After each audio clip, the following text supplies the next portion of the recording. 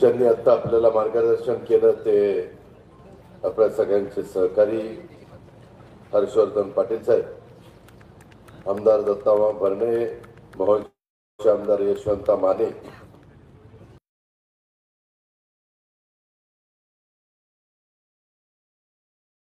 काळे, तानाजी मारकड, तानाजी थोरात, माऊली Chaure, doctor अर्चनाताई Patil, Ashok मनवे, हिराचंद काळे, भूषण काळे, शरद काळे, निलेश देवकर, हनुमंतराव बनसोडे, संग्राम पाटील, बाळासाहेब काळे, DN. Jagtap, Meghraj Kuchekar, युवराज मस्के, सचिन चपकर, शुभम निंबाळकर, अशोक चोरमले, संदेश देवकर, अंगद गायकवाड, नाना नरोटे, प्रशांत गलांटे, हंबा पाटील, सुभाष बोंगाणे, संपत पवार, संग्राम देशमुख, बाळासाहेब मोरे, सचिन खामगड, बाळासाहेब व्यवहारे, रमेश पाटील, लतीफ पठाण, अनिल बागल, सुजित मोरे, आकाश कांबळे, रमेश चांदगुडे, साधनाताई केकान, उज्ज्वलाताई परदेशी, निलोफर पठाणताई, सीमा काळंगे, संगीता दंडवते, आपल्या गावचे सरपंच अजिनाथ पवार, उपसरपंच कैलासराव भोसले, सर्व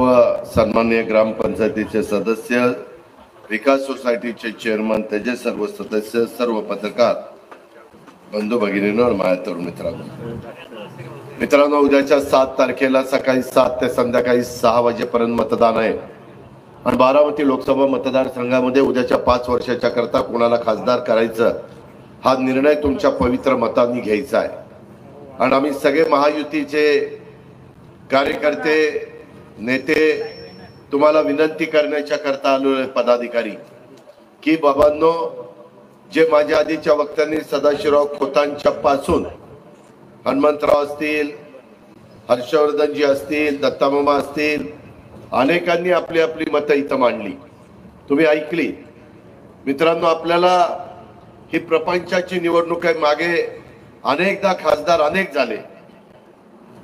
स्वर्गीय शंकरराव भाऊ खासदार झाले, पवारसाहेब खासदार झाले, मी 3 महिन्याकरता खासदार झालो, बापूसाहेब थिटेंना तुम्ही खासदार केलं, सुप्रियाला तुम्ही खासदार केलं, अनेक खासदार आजपर्यंत बारामती लोकसभामध्ये, एकदा संभाजीराव काकड्यांना खासदार केलं, असे अनेक खासदार तुम्ही निवडून पाठवण्याचं काम केलं. तो तुमचा अधिकार होता. प्रत्येकाची कारकीर्द तुम्हाला माहिती आहे, त्या खोलात मी जास्त जात नाही. परंतु आता लोकांच्या अपेक्षा फार वाढलेल्या आहेत. पूर्वीच्या पेक्षा राहणीमान बदललंय, त्याच्यामध्ये उत्पन्न वाढलंय, सरकारला टॅक्स जास्त मिळतो, केंद्राला टॅक्स जास्त मिळतो, वन नेशन वन टॅक्स जीएसटीचा आणला.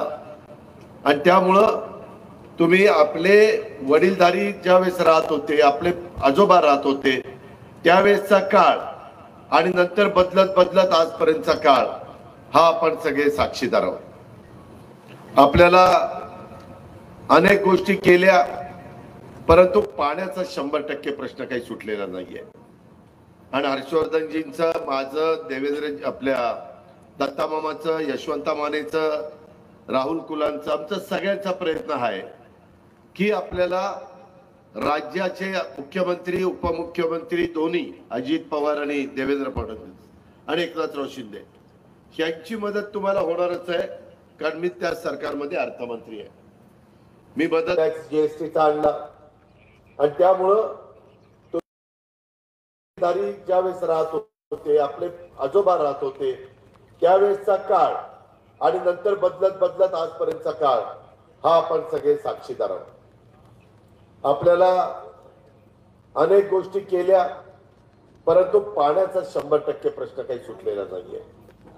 आणि हर्षवर्धनजींचं, माझं, देवेंद्र, आपल्या दत्तामामाचं, मानेचं, राहुल कुलांचं, आमचा सगळ्यांचा प्रयत्न आहे की आपल्याला राज्याचे मुख्यमंत्री, उपमुख्यमंत्री दोन्ही, अजित पवार आणि देवेंद्र फडणवीस आणि एकनाथराव शिंदे, यांची मदत तुम्हाला होणारच आहे, कारण मी त्या सरकारमध्ये अर्थमंत्री आहे.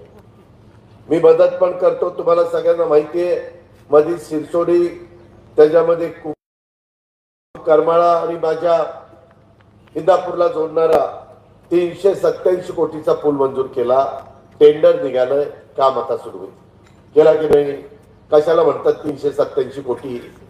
आता आपण मागणी केली, चांदगाव पोमणवाडी पूल हा जर मंजूर केला तर आम्हाला सोय होईल. त्याचा प्लॅन इस्टिमेट मी करायला लावतो, किती होतंय काय होत.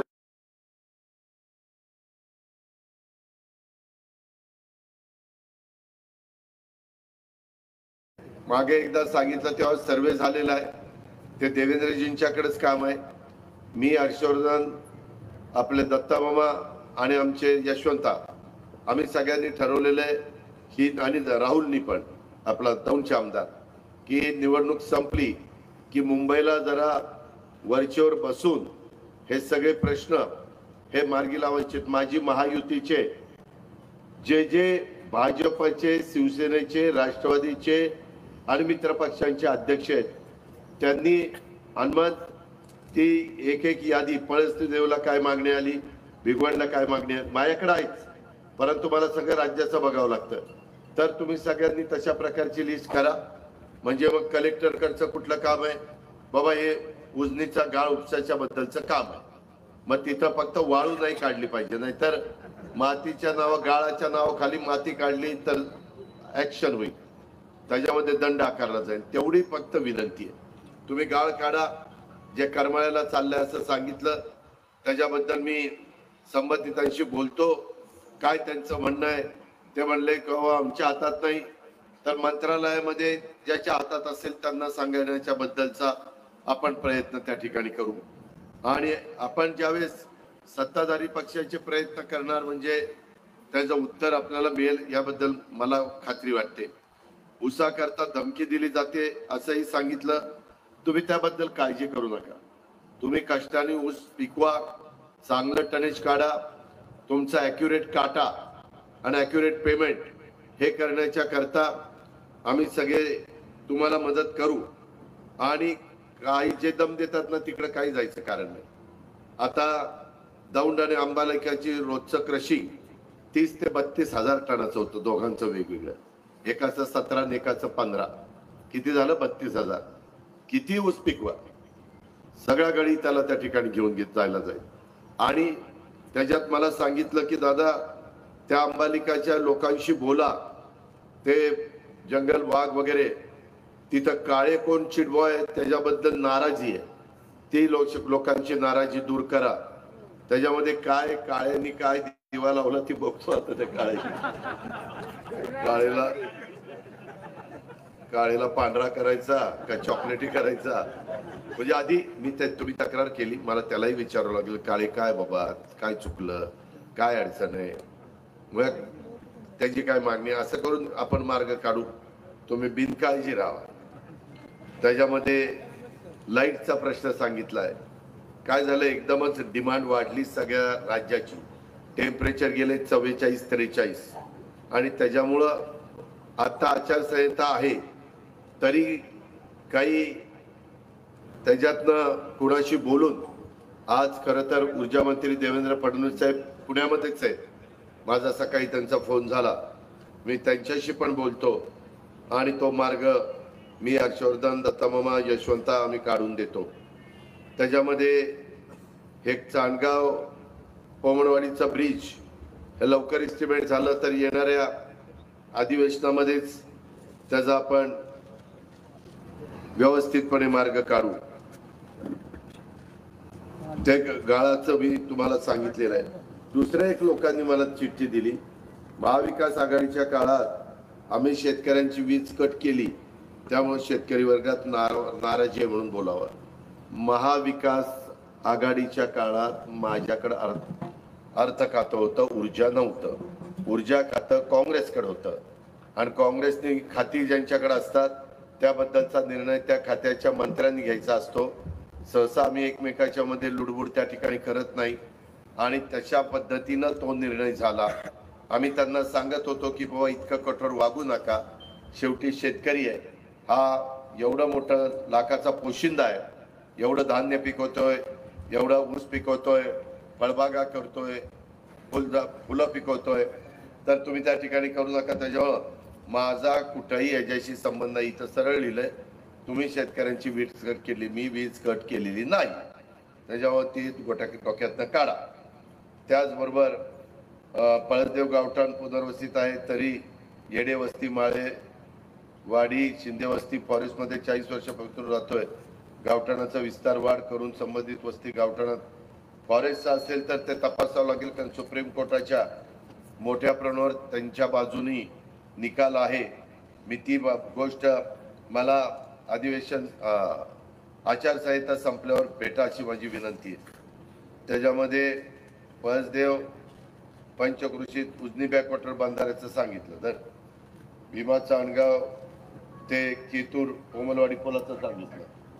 भोई समाजासाठी प्रति कुटुंब 2 गुंठे जागा आणि राहण्यासाठी, हे आपण 2 गुंठे नाही पण 1-1 गुंठे जागा गायरान असलं तरी त्याच्यातनं द्यायची, असं भूमी नसलं पाहिजे, त्याला दुसरी जागा नसली पाहिजे.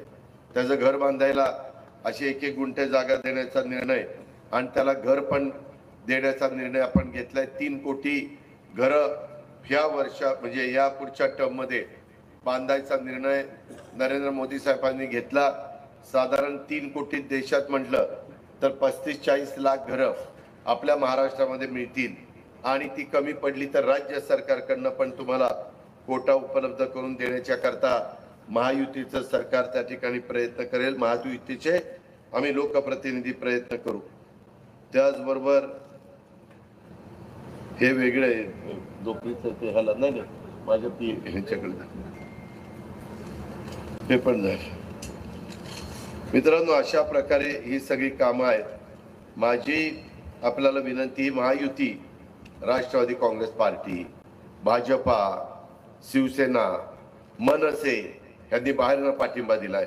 रिपब्लिकन, RPI आठवले गट, RPI खरात गट, त्याचबरोबर कवाडे गट, रासप महादेव जानकरांचा, त्याच्यामध्ये स्वाभिमानी पक्ष रवी राणाचा, जनस्वराज्य शक्ती विनायक कोरेंची, रयत क्रांती संघटना Sadabhau खोताची, Shivsangram Vinayak Mete, Janata Dal secular, United Republican party, Akhil Bharatiya Maratha महासंघ, लहुजी शक्ती सेना, दलित पॅन्थर, बहुजन रिपब्लिकन एकता मंच, भीमसेना, असे अनेक जण एकत्र आले आणि त्यांनी अशा प्रकारची महायुती केलेली आहे.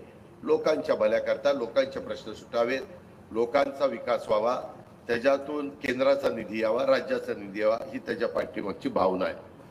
त्याच्यामध्ये आपण एक गोष्ट लक्षामध्ये ठेवा की आपल्या इथं Sonai nature delight, Fortuner Dudhganga 35 ते 37 लाख लिटर दुधावर प्रक्रिया केली जाते.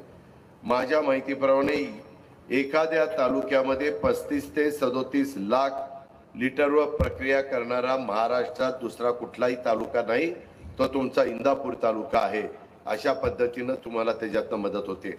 आज शेतकऱ्यांनी मला भिगवणला सांगितलं, दादा 5 रुपये अनुदान तुम्ही दिलं जाहीर, परंतु आम्हाला इतक्या अडचणी येतात, काहींना पैसे मिळाले, काहींना मिळाले नाही.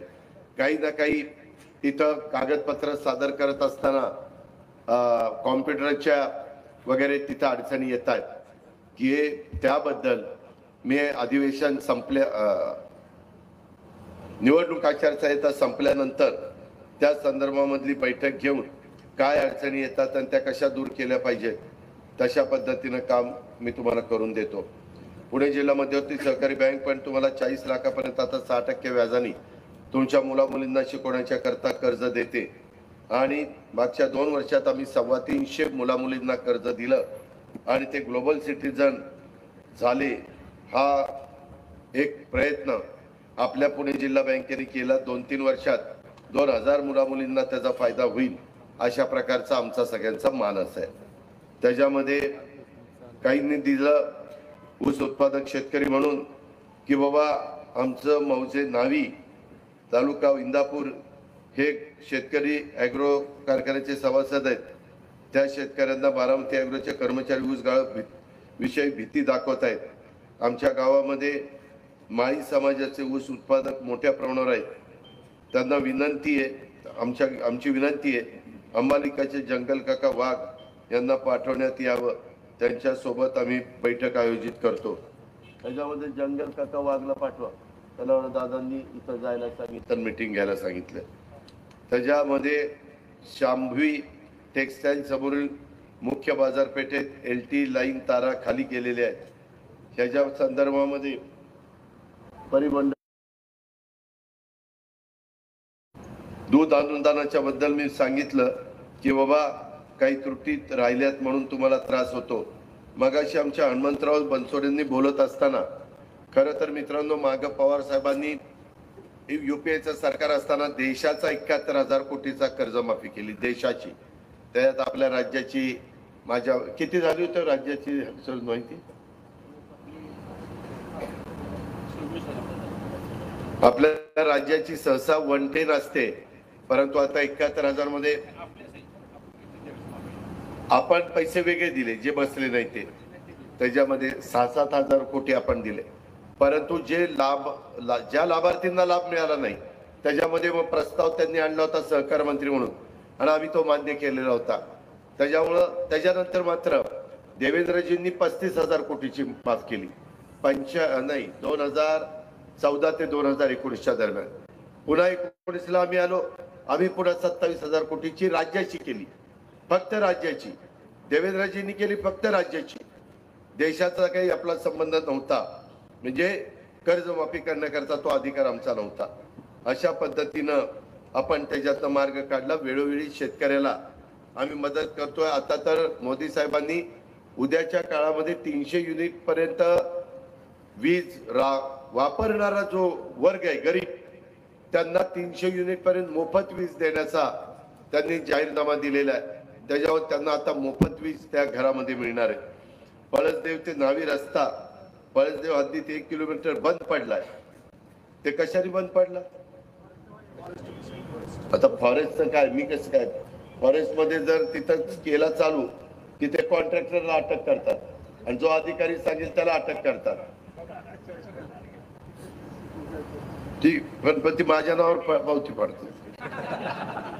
त्याच्यामध्ये कांदा निर्यात सुरू केली परंतु कांद्याचे भाव आहे तसेच आहेत.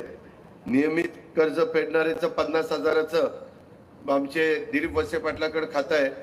3 वर्षात 2दा तरी कर्जमाफी कर्ज फेडलं पाहिजे असं त्याच्यात हनुमंतराव आहे. 3 वर्षात 2दा केलंय का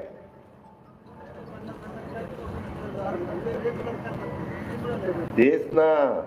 त्यांनी किमान 3 वर्षात 2दा तरी रेग्युलर कर्ज फेडलं पाहिजे. ती यादी मी AR ला करायला लावतो. राहिलेले असले तर आम्ही करून देतो. त्याच्यामध्ये कांद्याच्या बद्दल हनुमंतराव तुम्हाला आठवत असेल पाठीमागच्या काळामध्ये असेच भाव पडल्यानंतर एकनाथराव शिंदेच्या सरकारने त्याच्यामध्ये मला वाटतं 350 रुपये क्विंटलला ना 350 रुपये क्विंटलला शेतकऱ्यांना दिले. आता धानाला पण दिले. सोयाबीन आणि कापसाला पण आता पैसे देण्याचा निर्णय 4,000 कोटी रुपये काढून ठेवले. दुधाला पण 5 रुपये अनुदान त्या बाबतीमध्ये दिलंय. ऊसाच्या बद्दल खूप चांगले निर्णय जे मागे 25 वर्षात झाले नाही ते मधल्या 10 वर्षाच्या काळामध्ये हे मोदी साहेबांच्या सरकारने घेतले. त्याचा इन्कम टॅक्स माफ करून टाकला, त्याचा मुद्दल माफ करून टाकलं, व्याज माफ करून टाकलं. इथून पुढे FRPच्या पेक्षा जास्त दर दिला तर तुम्हाला साखर आयुक्ताची परवानगी घेऊन कर्ज न काढता तो देता येईल. तोही फार महत्वाचा निर्णय हा केंद्र सरकारने घेतलाय आणि केंद्र सरकारच्या निर्णयामुळं आज तुम्हाला ऊसाचा दर हा चांगला मिळतोय आणि दरवर्षी हनुमंतराव FRP वाढून मिळते दरवर्षी. ते पण तुम्ही लक्षात घेतलं पाहिजे. आता अजून त्याच्यातनं मार्ग काढायचा आमचं प्राथमिक चर्चा झालेली आहे. हर्षवर्धन पाटील पण नॅशनल फेडरेशनचे चेअरमन म्हणजे जेवढे देशात सहकारी साखर कारखाने त्याचे प्रमुख हे हर्षवर्धन पाटील झालेले आहेत. त्याच्यामुळं त्यांचाही त्याच्याबद्दल पाठपुरावा दिल्लीमध्ये चाललेला आहे. त्याकरता आपण काळजी करू नका. ऊस एक तुम्हाला हक्काचं पीक देणारं हे आहे, उत्पन्नाचं साधन आहे. त्याच्यामध्ये आम्हाला बुडीत बंधारे आणि या काही गोष्टी केल्याच पाहिजेत. त्याचा फार मोठा फटका माझ्या उजनीमध्ये बॅकवॉटरवर राहणाऱ्या लोकांना बसतोय. हे पण आम्ही लक्षात ठेवलेलं आहे. बाजारभाव इतर वस्तूंच्या किमतीप्रमाणे दरवर्षी वाढ होते तशी शेतकऱ्यांना मिळावी ते पण आम्हाला मान्य आहे. सोलर सर्वांना मंजूर करावे. हनुमंतराव 8.5 लाख सोलर पंप आम्ही त्या ठिकाणी मंजूर करतोय आणि ते शेतकऱ्याची कामं आम्ही पण शेतकरी आहेत त्या पद्धतीनं आमचा कामं करण्याचा प्रयत्न आहे. आणि त्याकरता आम्ही एकत्र आलेलो आहे. आम्ही सगळेजण स्वतःच्या स्वार्थाकरता एकत्र आलेलो नाही. ही गोष्ट देखील पळसदेवकरांनी ध्यानामध्ये ठेवावी, अशा प्रकारची माझी त्यांना आग्रहाची, नम्रतेची, कळकळीची विनंती राहणार आहे. मित्रांनो, इतर बाबतीत देखील वेगवेगळ्या अनेक समस्या आहेत. खरं तर त्याच्यातले काही प्रश्न हे तुमच्याशी निगडीत नाहीये का, तर ते खडकवासला कॅनॉल, त्याच्यानंतर निराडावा कालवा कॅनॉल, त्याही भागामध्ये पाणी आणण्याचा आमचा प्रयत्न आहे. आता आम्ही लाकडी लिंबोडी उपसा सिंचन योजना पण काम सुरू झालेलं आहे. ते काम आमचा प्रयत्न 1-1.5 वर्षात करायचा असा आहे. आणि एकदा ते काम झालं ना, तर मित्रांनो त्याचा फायदा अनेक जिरायत भागातल्या गावांना होणार आहे. आणि त्याला आम्ही सोलरवर वीज तयार करून तिथं विजेचं खर्च माझ्या शेतकऱ्यांना येणार नाही. जनाई, शिरसाई, पुरंदर आणि आपले लाकडी लिंबोडी अशा पद्धतीनं महायुतीच्या सरकारने त्याबद्दलचा मार्ग काढलेला आहे. बजेट सादर करत असताना अंतरिम बजेट, मेन बजेट आता मी जून मध्ये सादर करेन, परंतु अंतरिम बजेट सादर करत असताना मी त्या बाबतीमध्ये त्याचा अंतर्भाव करणार आहे. त्याबद्दल पळसदेवकरांनी, पंचक्रोशीतील जमलेल्या माझ्या शेतकरी बांधव भगिनींनी अजिबात काळजी करू नका, अशी माझी तुम्हाला विनंती आहे. आज तुम्ही म्हणाल की अजित पवार, तुम्ही माग आता जे खासदार आहेत त्यांना मतं मागायला यायचा आणि मग आता तुम्ही का बदल केला? मित्रांनो, मी विकास कामाच्या करता बदल केला. काय झालं, गेले 10 वर्ष आपल्याला केंद्रातला निधी मिळेना, राज्याचा निधी मिळत असताना मर्यादा पडतात. आणि खऱ्या अर्थाने मला आता बारामती सारखा दौंड आणि इंदापूर तालुक्याचा पण विकास करायचा, या सगळ्या नेते मंडळींना बरोबर घेऊन मी त्याच्याबद्दल माझी जबाबदारी पार पाडायला तयार आहे. अशा प्रकारचा सुतवाज मी ह्याच्यामध्ये केला. भिगवणला, तिथं भिगवणला पण एक चांगल्या प्रकारची शाळा काढलेली आहे, तुम्हाला दिसत असेल भिगवणच्या बॉर्डरवर. तसंच विद्यानगरी ही पण मी इंदापूरमध्ये उभी केलेली आहे.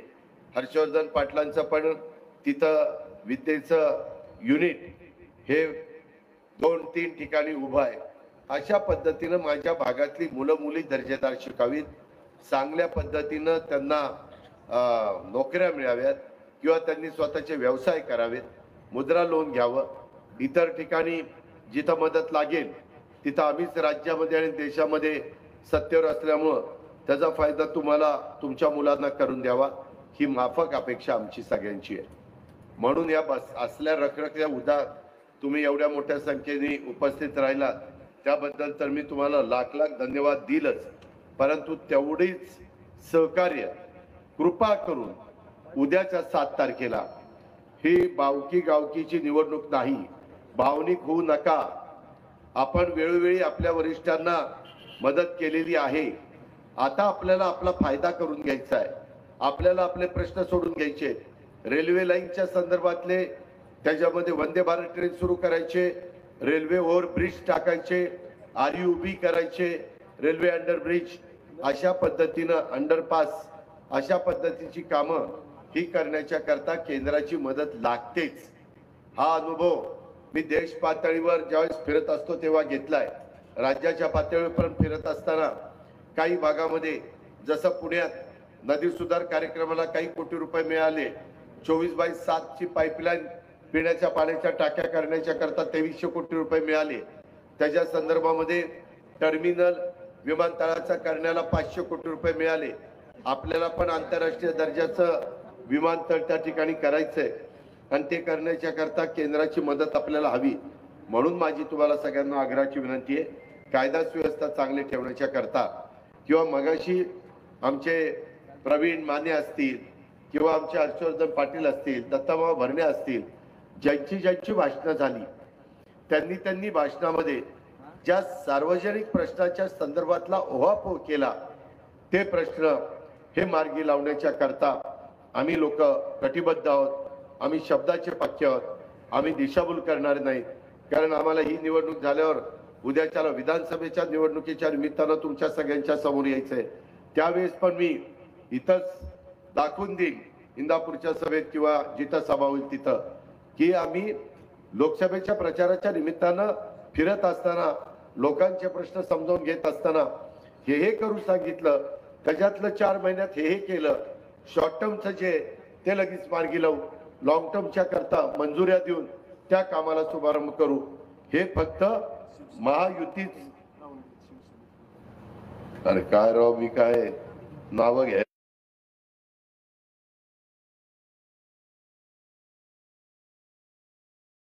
ती नावं घेण्यातच वेळ जातोय.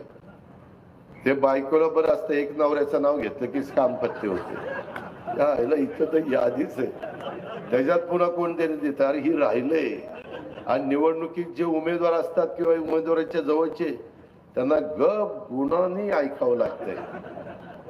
मतदान होईपर्यंत तुम्ही म्हणाल ही पूर्व झाली, बर ही पूर्व, आता ही, बर आता ही, आता पूर्व राहिलीच नाही. काय करायचं काय. आता तरंगे साहेबांचं नाव घेतलं की मी,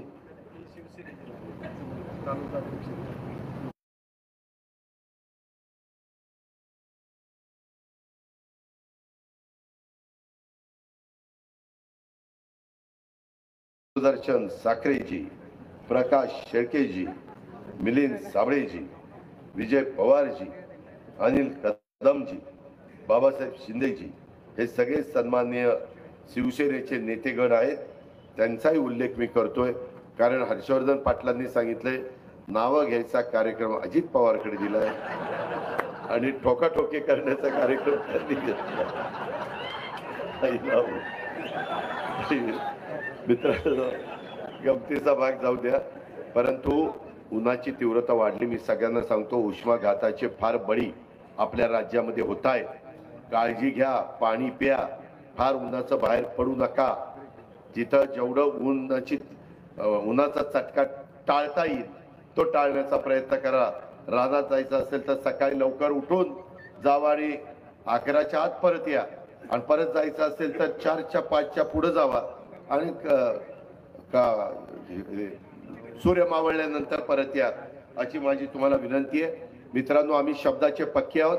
ह्या सगळ्या नेते मंडळींच्या साक्षीने सांगतोय, एकनाथराव शिंदे, देवेंद्रजी आणि मी, आणि आम्ही सगळेजण मिळून, म्हणजे तुम्ही जर उद्याच्याला महायुतीचा उमेदवार निवडून द्यावा, त्याच्यातला तुमचा फायदा आहे. नाहीतर आपलं 10 वर्ष जे आपलं बॅकलॉग भरला झालाय, आपलं नुकसान झालंय, ते नुकसान भरून काढायचं. परवा पुण्याच्या सभेमध्ये मी नरेंद्रभाई मोदींच्या शेजारी बसलो होतो. त्यावेळेस मी मधून त्यांच्याशी बोलत असताना तुम्ही पाहिलंय, आम्ही हेच बोलत होतो की आमच्या या लोकसभा मतदारसंघातले जे काही प्रश्न आहेत, अडचणी आहेत, त्या सोडवण्याच्या करता तुमचा फार मोठा हातभार आम्हाला लागेल. आणि त्याकरता आमची महायुती अतिशय मजबूतीनं, एकीनं प्रचार करतेय. त्यावेळेस आम्हाला मात्र तुम्ही मदत करा. त्यांनी सांगितलं, अजित काही काळजी करू नको, सगळे महायुतीचे सहकारी, तुम्ही जे काही महत्वाचे प्रश्न आमच्या लेवलचे असतील ते पूर्ण करण्याच्या करता, मार्गी लावण्याच्या करता आम्ही तुम्हाला केंद्रात मदत करू. राज्याच्या स्तरावरचे जे असतील त्याला एकनाथराव शिंदे, देवेंद्र आणि मी मदत करीन. जिल्ह्याच्या स्तरावर जे असतील, मी पालकमंत्री म्हणून माझ्या अंडर बरेचसे प्रश्न येतात, प्रश्न येतात. मध्ये मला हर्षवर्धनजींनी पण सांगितलं, ज्यावेळेस आमच्या देवेंद्र फडणवीसांच्या सागर बंगल्यात मीटिंग झाल्या आणि इथून पुढे एकोप्याने काम करायचं ठरवलं, त्यावेळेस त्यांनी तिथं उल्लेख केला, मागच्या वेळेस तुम्ही ही कामं आमची जरा बाजूला ठेवली होती, आम्ही पण कबूल करतो, कारण आपण एकत्र नव्हतो, आता आपण एकत्र आलोय. त्याच्यामुळं आता जी कामं असतील ती मामाची असू द्या, ती यशवंताची असू द्या, ती तुमची असू द्या, किंवा महायुतीच्या आमच्या घटक पक्षांची असू द्या, ती सार्वजनिक असावी, एवढीच माफक अपेक्षा माझी आहे. आणि ती कामं आणि आपले केंद्राचा, राज्याचा निधी आणण्याचं काम आम्ही करू, माझी एवढीच विनंती आहे. त्याकरता मात्र जे मशीन पहिलं मशीन, त्याच्यामध्ये वर्ण 2 नंबरला सुनेत्रा अजित पवार आणि त्यांचा घड्याळाची खूण आहे, ते मतदान आपण करावं. आणि देशाच्या नेते, जगामध्ये लोकप्रिय असणारे नेते श्रीयुत नरेंद्रभाई मोदी यांना 3ऱ्यांदा पंतप्रधान करण्याच्या करता आपण सहकार्य करा. आम्ही मुस्लिमांवर अन्याय होऊन देणार नाही, आम्ही मागासवर्गीयांवर अन्याय होऊन देणार नाही, आम्ही घटनेला कुठलाही धक्का मोदी साहेब लावणार नाही, संविधानाला लावणार नाही, अशा पद्धतीनं त्यांनी स्वतः सांगितलेलं आहे. पण विरोधकांकडे मुद्दा नाही म्हणून खोटा प्रचार करतात. मोदी साहेबांच्या 10 वर्षाच्या काळात 1 रुपयाचा भ्रष्टाचाराचा आरोप त्यांच्यावर झाला नाही, बाकीच्यांच्यावर झाला पंतप्रधान पदाच्या काळात. याची नोंद पळसदेवकरांनी घ्यावी आणि गळ्याच्या चित्राच्या शेजारचं बटन दाबून प्रचंड बहुमताने आपण महायुतीच्या उमेदवाराला विजयी करावं अशा प्रकारची विनंती करतो आणि इथं थांबतो.